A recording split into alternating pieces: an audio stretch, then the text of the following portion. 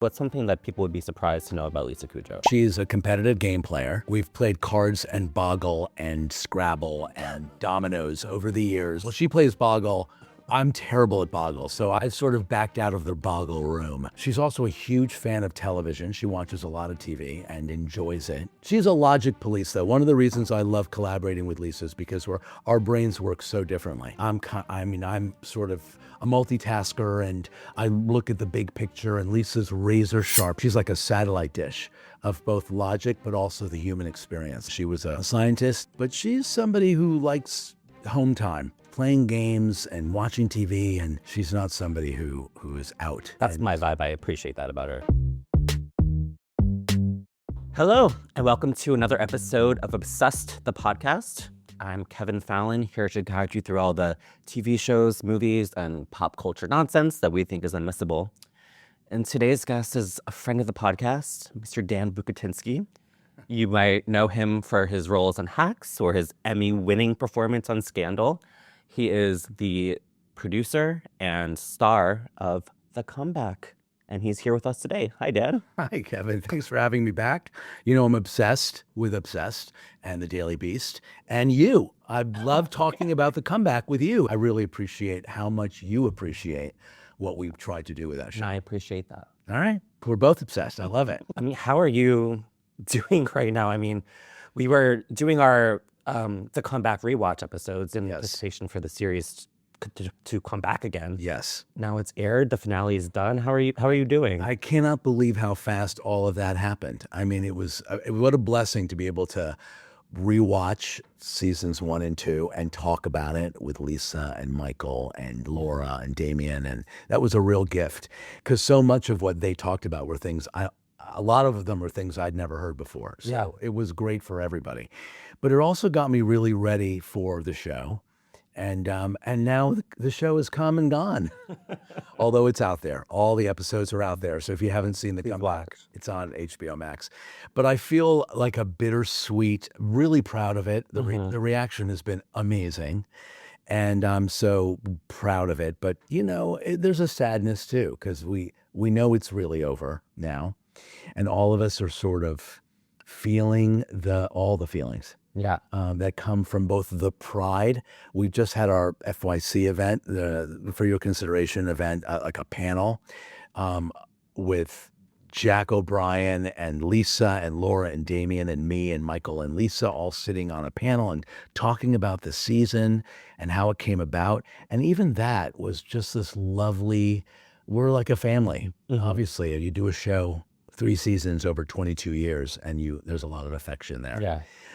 But I'm feeling a little stunned that it just, like in a blink, we were looking at 8 scripts. We were shooting in August. We wrapped in November. The holidays came, and then suddenly we were getting ready to release the show. And it came in March and was over in May, and now we're in the first week in June, and we were shot out of a cannon. And I think that was a good thing, because I think the timing of the story was important to be out there. But I'm feeling a little bit like, hold on a minute, what just happened?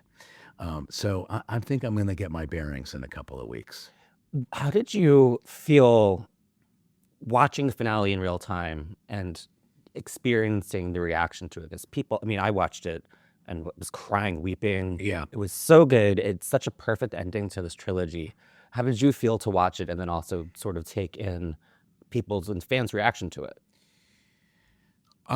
First of all, I'm delighted that the people responded as well as they did to the finale. Like, there's nothing more scrutinized than finales of television series, like from Bob Newhart to Seinfeld. It's like, how are you going to end it?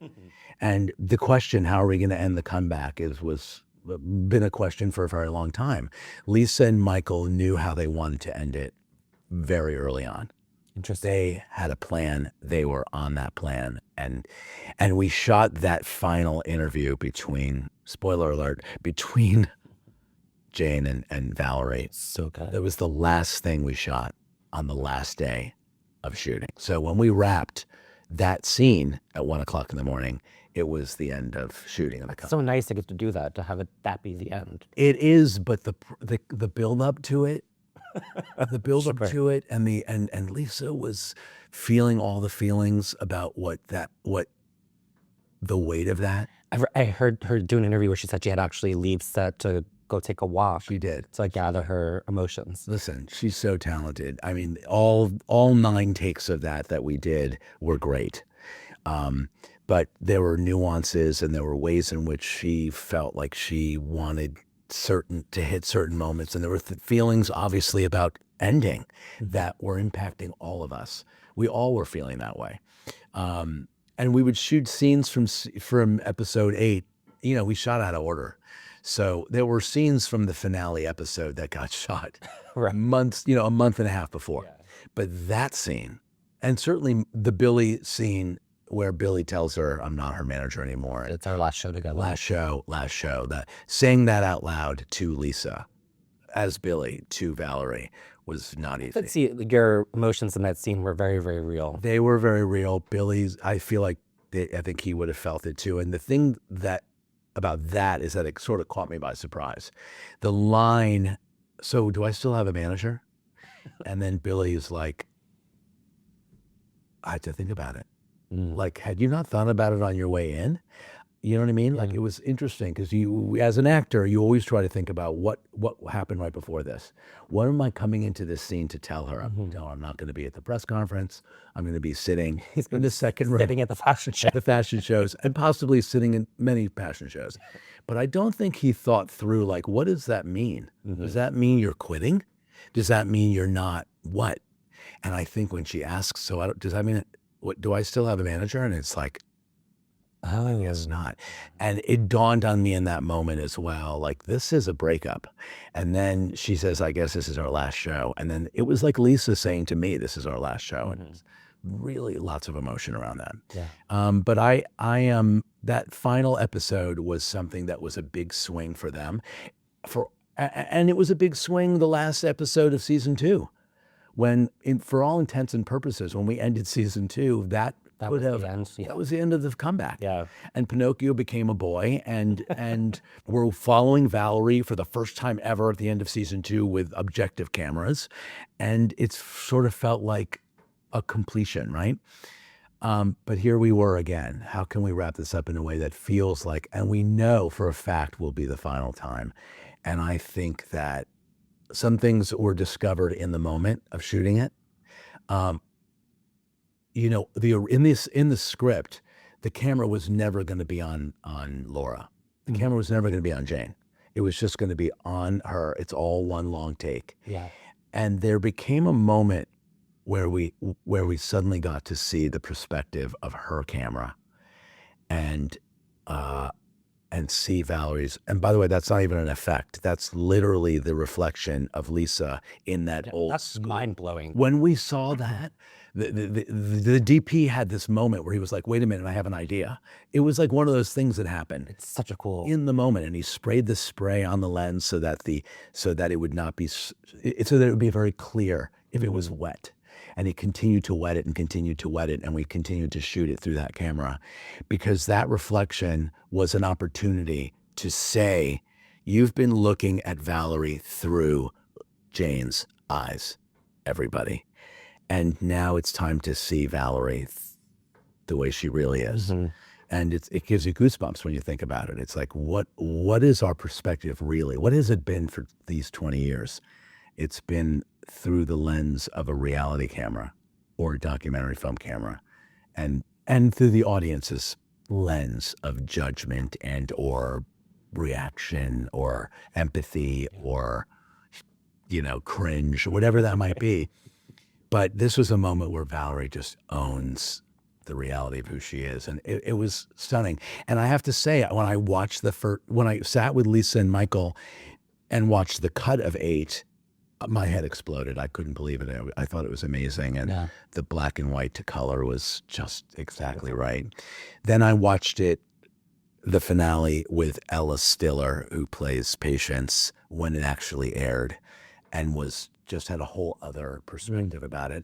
And then my husband had saved the finale. He didn't want it to be over, so he kept saving and saving and saving. And finally I said, you got to watch the finale. And so I watched it a third time. Oh, wow.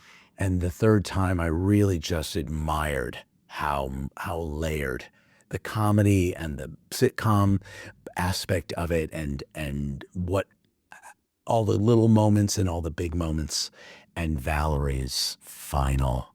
Why don't you tell the story of Valerie Cherish? It blows me. That line, you've been telling the wrong story, Jane. Why don't you tell the story of Valerie Cherish? It's like, it's a perfect line. And so I'm really, really mostly, it's a long answer to what you were saying, which is that the reaction has been amazing. Yeah. To the finale. It was for a fan like me, you know how much I love the show.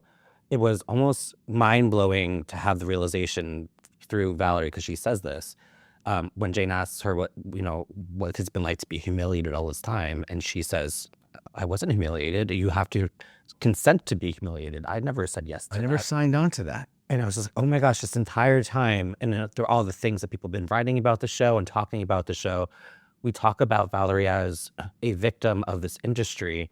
And this whole time, she never thought of it that way. No. It really, again, blew my mind to hear that. Yeah. I mean, I've always found her a more heroic character than other people were able to. Even season 1, I was like, why do you feel sorry for her? She's been in the business for years and years and years. She's got a great husband. She's not lacking for money. She makes her health insurance every year.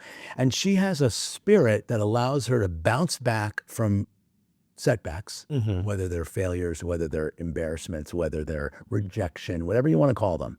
She's got a way of bouncing back from that very few people can do unscathed. It's very inspiring. It is inspiring. Yeah. And I think we put on you look at a character like Valerie Cherish, and a lot of what your feelings are about what's happening are the way people view television. You put yourself in the shoes of the person, and you imagine what you would feel like in that situation, and you assume like, oh my God, poor Valerie.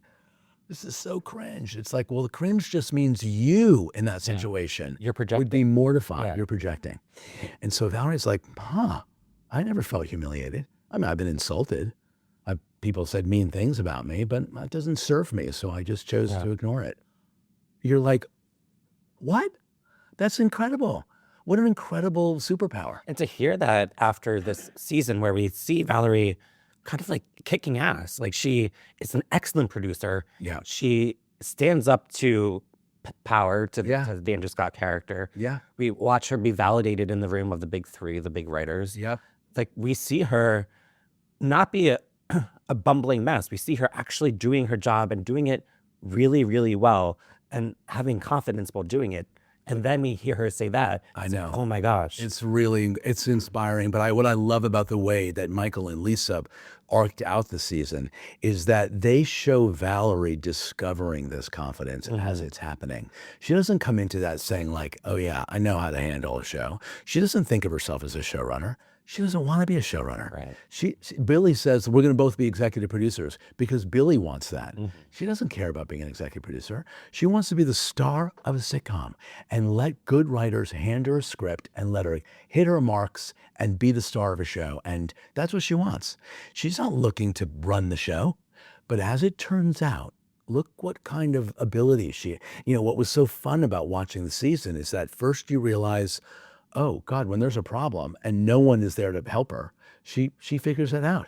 In episode 3, she has an argument with the costume designer, played so perfectly by Benito. Right. He's so funny in that. He's so good.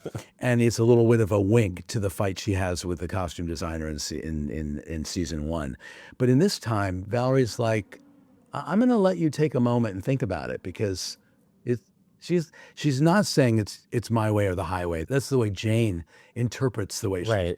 But she's got a strength and confidence even in episode 3 that we had never seen before. And I think it even surprises Valerie. Yeah. Valerie's like, I just need to get this job done. I want to be the star of a television show that's well written, and I'm going to need another script written. And if I'm the only one who's going to ask for it, then I'll be the only one who asks for it. Yeah. Slowly but surely, she realizes, like, I'm running this ship a little bit, and I'm going to ask for what I want, and hopefully I'm going to get it. And she winds up on top at the end, and she winds up, embracing AI on one level, and then getting to do something with an incredible artist that's not written by AI on another level.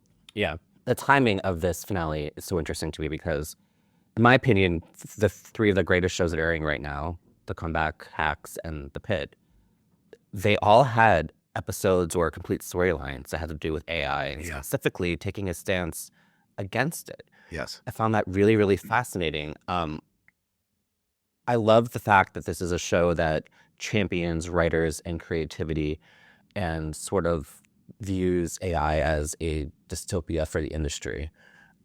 What was important for you to say about this trend, which, as Hack so perfectly puts it, is being sold to us as an inevitability that doesn't have to be. It's only inevitable because the people in power, people who stand to benefit from it, are telling us it's inevitable. Mm-hmm. Yes and no. I mean, the advancement of technology is something that our society, certainly globally, has experienced since the Industrial Revolution. Mm-hmm. We have been automating. People have lost jobs in the auto industry for decades. Robots are now putting bolts on tires. What I'm saying is the inevitability of technology is not something that we necessarily have. It's good to have guardrails on it, Mm-hmm. but the inevitability of technology in the arts is where we're all now getting really upset because we believe, and I believe too, that in order to tell authentic stories, we need to have a beating heart and cheeks that get flushed and pulse and have to go to the bathroom and have to sweat. Like we need to be human experience, have to have an understanding of the human experience. That said, CGI, computer generated imagery, has been going on for a very long time, has been filling in crowds in the backgrounds of scenes at stadiums, on television and in film for years. I remember when I first found out that they use CGI to make the sky bluer Correct. in rom-coms because Yes. you want the rom-com to feel sunny and happy and bright. Like that blew my mind. I found that out. Is that a distortion of reality? Is that a distortion of the experience? I did a movie over 20 years ago called Under the Tuscan Sun. And the days that we were driving through Tuscany were cloudy days. It was driving everyone crazy. Like we're not getting that sunshine on the sunflower look that we needed. That image was needed for that movie. It was in the movie. It wasn't our experience of it, but it was in the movie. And you keep thinking, all right, well, the line keeps moving. The line keeps moving. The line keeps moving. Well, how much are we willing to accept of letting technology sort of alter reality and be part of the fiction that we're telling? And we do have to have guardrails. Mm-hmm. And we do have to allow for the human experience to express itself, or else people aren't going to respond to it. Or the appetite for truth will start to diminish, which will really suck. So I'm certainly nervous about that. Mm-hmm. But what I loved about the way Michael and Lisa arced out our story about AI is that it wasn't guns blazing, they're the enemy, and there's not a new sheriff in town. We're going to keep shooting until we knock it dead. Mm-hmm. It was, this is something that is, Valerie is now wanting something that she can only have if she embraces the AI of it all. And how is she going to manage getting what she wants, telling stories, and having it be funny, and hiring lots of people, but also embracing AI? Like, how do we not demonize it, but also make it something that is a cautionary tale? Yeah. Because at the end of it, we're feeling like, Valerie wanted to make something great, and the network doesn't care about great. They care about just. That's really the dystopia thing to me. That's the scariest thing, which is like if we just one just fine, something you can watch while you're folding your laundry. Mediocrity. Instagram. Yeah. It doesn't have to be great. That's upsetting. It's upsetting that we just want to make something mediocre. It doesn't mean that sure, you can make a lot of fast food that every single burger tastes exactly like the burger right next to it. And there's comfort in that. And tons and tons and tons of people are probably getting very, very, very sick from years and years of eating too much fast food. It doesn't mean that there can't be unbelievable Michelin-starred chefs out there making unbelievable meals and advancing our culinary experience. Mm-hmm. But how much will our appetites as human beings drive towards new taste sensations, and how much will we be just fine Yeah. with whatever can be, farted out by McDonald's or the AI channel, Right. right? And only time will tell. We certainly need to continue to put guardrails around it so that if we're going to use it, it's got to be used at the hands of artists. Yeah, and that's what she's telling to Andrew Scott. Like, she's okay with the show being written by AI, but we need a writer there. We need a showrunner. Right. We need one human to be that guardrail. And he's like, you're the human. You're fine. You know a lot about it. She's like, no. I need a writer so that if the thing glitches, which it undoubtedly will, or tells a story that feels like it's derivative, because everything by definition in AI is derivative. Right. It only has information because it existed already. So how do we encourage new thought? How do we encourage a future that's not just recycled past thought and feeling and an approximation at a feeling, but actual feeling? And it's one of the reasons why I think that the live experience is becoming huge. Broadway, more plays, more shows, people are showing up. Concerts are kind of back in full swing because that's an actual experience. If you have $5,000 to spend on a ticket. This is the thing. Well, and again, this goes back to the dystopian thing, which is like, are you only going to create art for those who can afford it? Yeah. And then everybody else can eat the fast food and watch the AI channel. Like, this can't be the way that it goes. Let's find a way for original voices to still have opportunity. And so the scary thing is to what degree commerce just swallows up Devours everything. the creative, artistic impulse. And it is a question. It is a cautionary tale. What I love about what we did on the comeback is that we didn't tip our hand. You're like, oh, AI, well, this is going to be really fun to watch how AI is just like the worst. And to some degree, we were showing the ways in which AI worked, was efficient, got a few laughs, was making the show work until it didn't. And then you were like, oh no, we're going to need people here around it to lift it up. Yeah. What happens when you go get your boarding pass from a touch screen and the screen glitches? Some human being has to come over and be like, you need your boarding pass, right? All right, let me go over and get it for you. So that is going to be, that's going to exist forever. But how much are we willing to let everything become a screen and everything become AI? I don't know. It's a very good question. Yeah, and the show was so smart about exploring that. But I want to talk to you about star Billy. In this season, your character Billy sort of blossoms Yes. into this person who wants the spotlight. It's his turn to stand in the spotlight. How did you feel about that? I mean, especially the clothes that you were wearing, quite audacious. Like, how do you feel about sort of becoming star Billy this season? I obviously heard about it before we did it, and I read the script, and I couldn't quite believe what I was reading, but I also could. Like, I was so thrilled that they had thought through. Lisa and Michael really put a lot of thought into, like, who's the guy who in season 1 was shoving everybody out of the way because he felt like he was being sort of usurped in some way. And the same with season 2, where he throws his phone and it's, you're going to fire me anyway. And, because everyone else is doing it better than I am. And he wasn't getting quite the respect he thought he deserved. This is somebody who had something bubbling inside of him this whole time.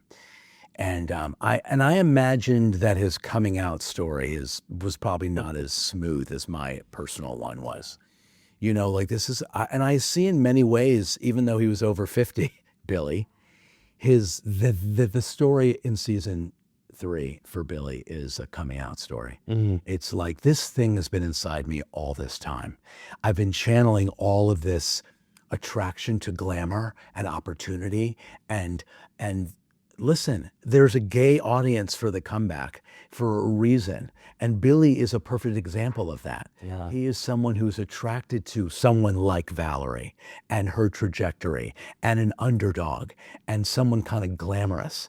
And there's a part of Billy that wants to be Val so badly. And so for 20 years, he is going to just be in her shadow. And so then when they wrote this, I thought, oh, this makes total sense. He gets the EP credit. He gets a little bit of money and a little bit of power. And now Billy is like, I'm going to get it's my turn. Yeah. It's my turn. And you know it, you kind of sense, first of all, the skirts. I mean, showing up, the little winks to gender bending just in the Tom Brown outfits. Yeah. And the design, and I purposely wanted my hair to be bigger than it ever had been before, because there's something starting, the beginnings of Billy trying to get noticed early in the season. Yeah. And when the 50 over 50 thing, which made me laugh so hard. I mean, because it's not a thing, but can you believe that it's not a thing? But it could be a thing. That's the It thing. so could be a like, thing. The Hollywood Reporter is probably working on it right now. Variety. I mean, I pitched to Mark Malkin at Variety. I was like, why don't we do even in jest? Why don't we do a real 50 over 50? So good, yeah. And he's like, well, everybody who's established is over 50 in the business. So like, it would not be limited to 50. If by the time you're in your 50s, you're not somewhere, you probably shouldn't be doing this. So maybe 50 over 50 is kind of ridiculous, but it was perfect. And it was an opportunity for Billy to say to Valerie, here's what's not important to me right now, whatever it is you're going through. Right. And that was a big moment for her. She completely left. And that's in episode 3. Yeah. No, that's in episode 4. I can't remember. But yeah, it's episode 4. It's 50 over 50. So halfway through the season, we're realizing that Billy has got another thing on his mind. And then they want therapy. He's like, I have an idea. Let's talk through our issues. But it's an opportunity for me to be the star of my own reality. Bring in the cameras. And in that moment, when I saw that in the script, I was like, oh, Billy is becoming Valerie from season 1. All the progress that Valerie has made as a person and as an actress in this industry, and now as an executive producer, and in her marriage and in her life, it's so intact and it's so three-dimensional. Billy has had one idol this whole time, and now he wants to be her. Yeah. And by the end of season 3, Billy gets on that red carpet and he expresses the parts of him that he's never been able to express before. How did you feel in that costume? I mean, It was really for a while. It's nothing I can imagine nothing wearing in your life. It's nothing that I would wear in my life. But in all fairness, I was a real collaborator in the making of that, not the building of it, but the design of it for several weeks. In talking with Michael Patrick King, also we were talking about this shouldn't feel like drag, but it also shouldn't not feel like drag. In other words, this isn't about Billy being a drag queen or wanting to be like a woman. And he says that. I'm not trans, Val. I'm a star. And what that means to Billy is some combination of masculine and feminine. And there are these like leather pants and these tough, like the band Kiss boots, and then a tutu. And then a tuxedo jacket that a guy would wear, but it's a bustier. So there's all these sort of polar opposites gender-wise that are happening. And then the fascinator, which of course, slides down his face in the car as he's telling Valerie he wants to be a star. It was so humorous and fun, but it also felt like a butterfly, wanting to be free. And I knew that I wanted something to... So we built it together. We talked about what are the elements that I think would work. And I was like, I think he should have a corset and then some really cool pants. And then we just worked on it together. And I was far more comfortable in that outfit than I would have ever imagined. It must be fun to be able to just like feel yourself in that way. Yeah. I mean, there's a lot of, listen, I'm a gay of a certain age, and I think I've had it in me to try to want to play around that way since I was a kid, and never felt really like that was my identity, or I didn't have permission to do that, or what would people think? Right. It's internal. It's inside of me. So to get to do that as Billy was really liberating, and hilarious. It's hilarious. Very funny. So I was really happy that it was so, it was a big move, and it needed to be. Yeah. Another thing I want to talk about, because you are a part of the Hacks family, you starred on that show as well, and that also just ended, which means that you are massively involved in a great gay crisis of our time, which is, who do you vote for in an awards race between Lisa Kudrow and Jean Smart? Lisa Kudrow. Well, that's you want me to think about it? Should I pretend to think about it for a little while? But it's interesting that this debate is happening, especially surrounding The Comeback, because The Comeback is a show that if you look back at it awards are sort of like totem poles throughout the series. They are.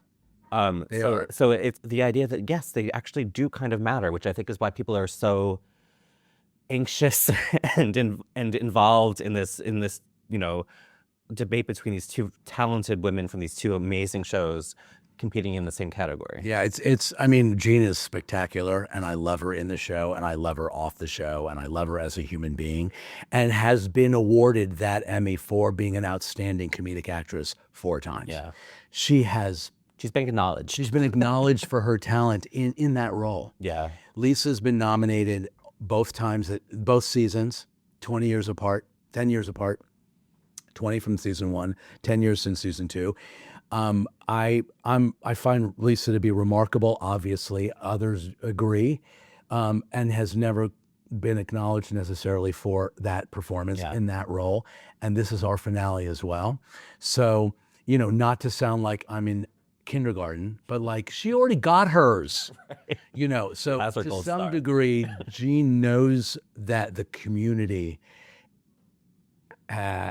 is acknowledging that talent for that part. And that, so to me, it's why it's such a debate is shocking to me. The fact that it is, if in fact we were in similar situations where over 5 seasons took 50 years and Jean had never been acknowledged, and both of them had never been acknowledged, so one of them was going to get it, that would be a real battle, and it would feel really, but this feels to me like, I can't explain it. And again, it's hard not to be not objective. Of course. I'm inside, so of course I want Lisa to win. Yes, your perspective, this is not shocking to me, I would say. I know, but I feel like even as an outsider, it makes sense to me that this is Lisa's time. Yeah. Lisa's turn. The fact that the awards in general, I mean, it's all such, the awards season and our obsession with awards and the number of new awards that come out every year, it's like, it's endless, it's exhausting, exasperating. And we wink to the importance of it even within the show.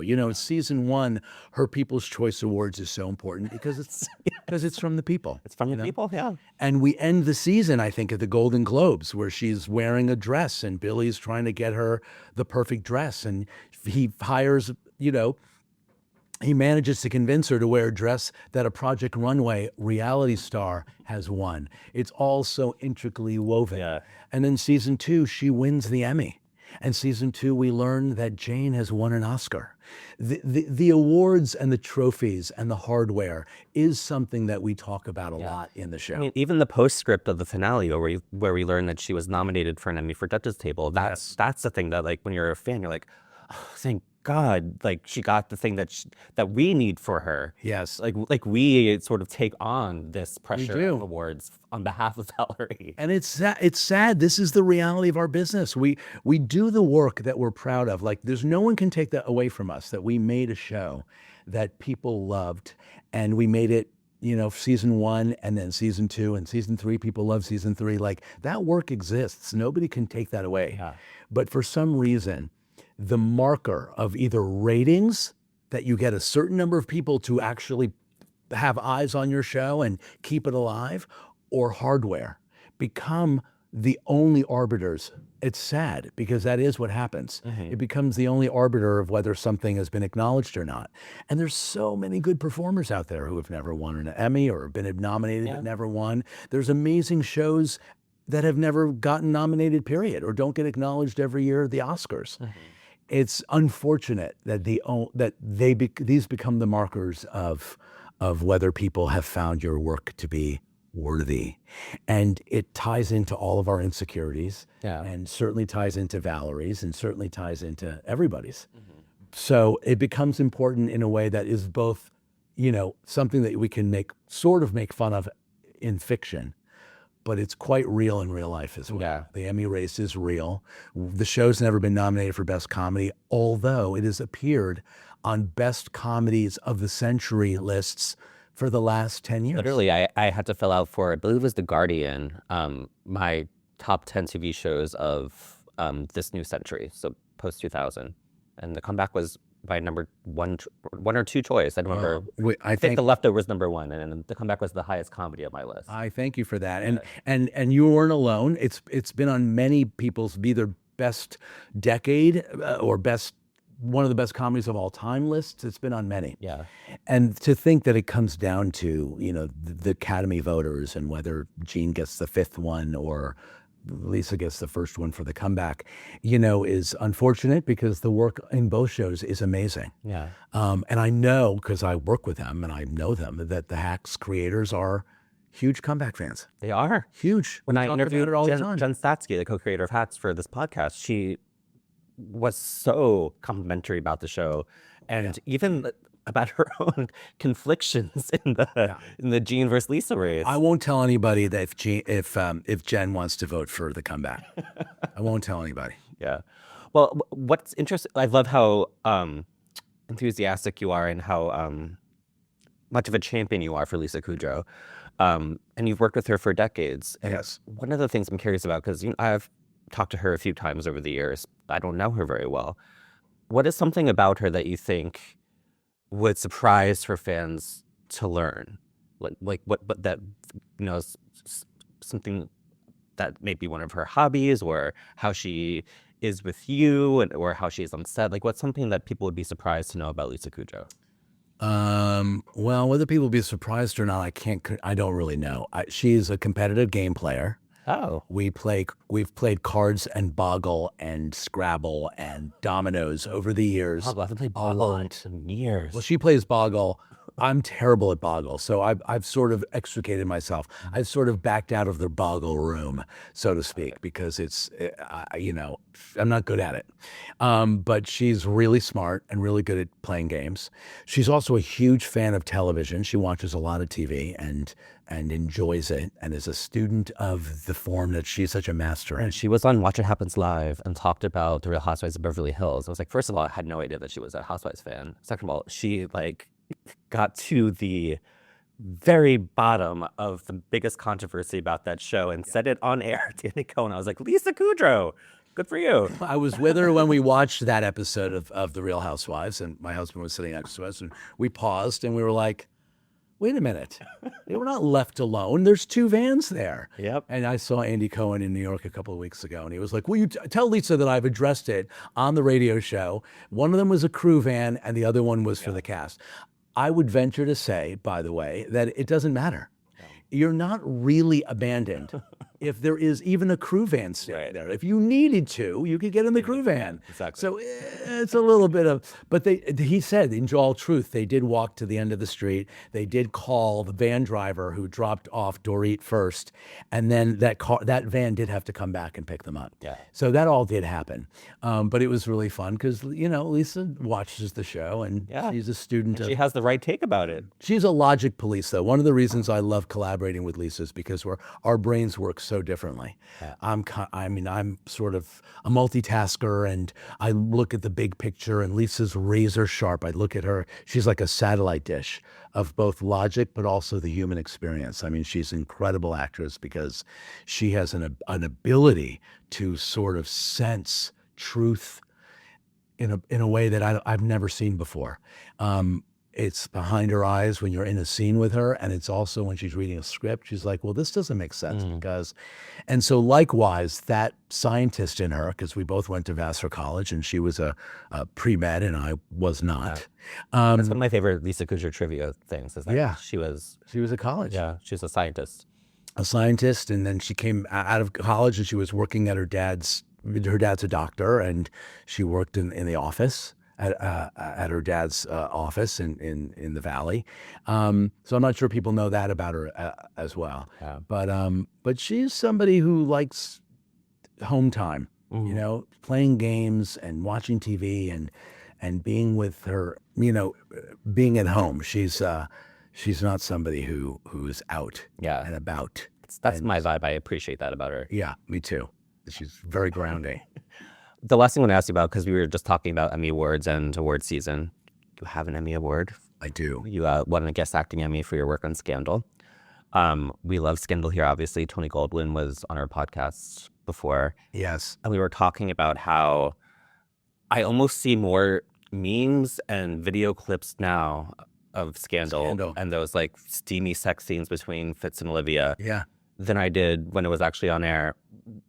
Have you noticed, or do you have a grasp of what it is about Scandal that it's been, what, like 10 years? It's been 10 years. And it's still literally, I mean, hottest in both ways of that word, in terms of popularity and just how hot that show was. Yeah. Show on TV. It was. I think it's a combination of two things, actually. I certainly noticed I get stopped more. I get stopped about Scandal almost as much as I used to. And it was, when it was on the air, it was crazy how many people were watching that show. The show has returned, has made several cycles, whether it be on Hulu or Netflix. Yeah. But there's like every decade, there's these young people who were 5 who are now 15. And they were 10-year-olds who are now 20. And the ability to find a show, like my daughter is now watching Grey's Anatomy and watching Game of Thrones and watching shows that were on a long time ago. And she's like, oh my God, have you heard of this show, The Office? I'm like, have heard of it, yep. But for them, it's a new discovery.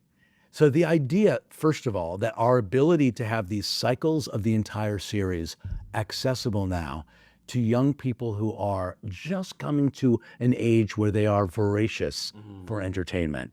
Scandal's the perfect thing.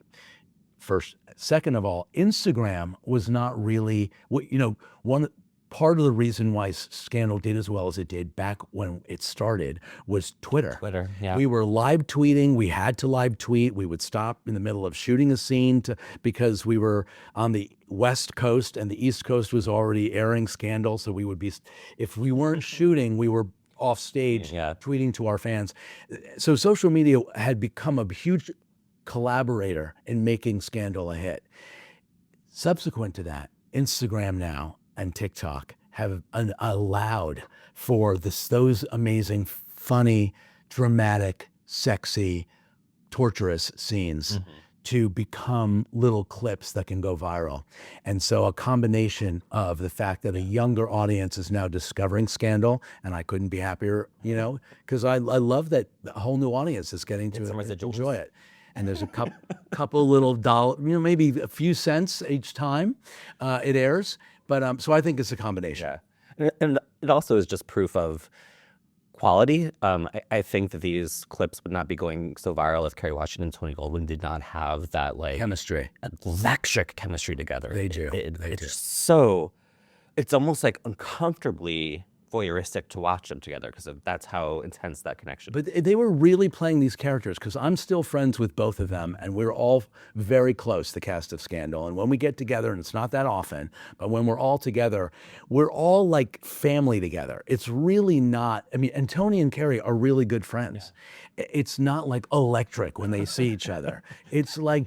They're not wiping all the books off the desk. They're not throwing each other. They are teasing each other and picking their noses and being like brother and sister. And then that affection for each other and the chemistry on camera was palpable. Yeah. Everyone saw it, everyone felt it, and everyone loved it. Yeah. And you got to be a part of such a great show. I'm very lucky to have been part of that show and been a part of Hacks and really to have been a part of the comeback. I'm so grateful for that. Yeah. Well, congrats on 20 plus years of the comeback. Thank you. And it ending on such a rewarding and satisfying, gratifying, just beautiful note. Did you say rewarding or awarding? Well, let's change it to awarding. To the future Emmy Award-winning show, The Comeback. For voters out there in every category. I appreciate it. And we feel it, and it's so gratifying that you take such big swings and you have no idea how it's going to land, especially to the fans who really study the comeback and love the comeback. To have made it and have them be like, oh, I think you guys nailed it is so satisfying. Yeah, I have rewatched the episode many times, but specifically that final monologue that Lisa delivers. It's perfect. Like you said, there's so much pressure to end a show well, and to have that monologue so perfectly encapsulate her journey, what the show was about. Especially in the color scheme of it. The green and the blue are absolutely hearkening back to that conversation in season 1 with Jane, where she's like, can you sound bigger? Can you sound more excited? Yeah. They're in that exact color scheme. So the notion of that sort of being like, this is the same moment, but totally different. Yeah. I do have a fantasy of Lisa winning the Emmy and then saying, well, I got it. Got it. Oh, Yeah. all right. Let's hope, knock on wood, we can get to have that moment. Yeah. Awesome. Well, thank you so much, Dan. It's always so nice to see you. Thank you for always having me. I appreciate it. Of course. Thank you so much, Dan. It's always so much fun to see you. But we want to hear from you. Let me know what you thought about the Comeback's finale. Was it as perfect as you had hoped? Did you cry like I did? Let us know. And as always, subscribe to us on YouTube at the Obsessed channel. Follow us wherever you get your podcasts. And if you like me, subscribe to my Substack at obsessed.substack.com. Thank you to our producers, Rachel, Brian, and John. And I'll see you next time.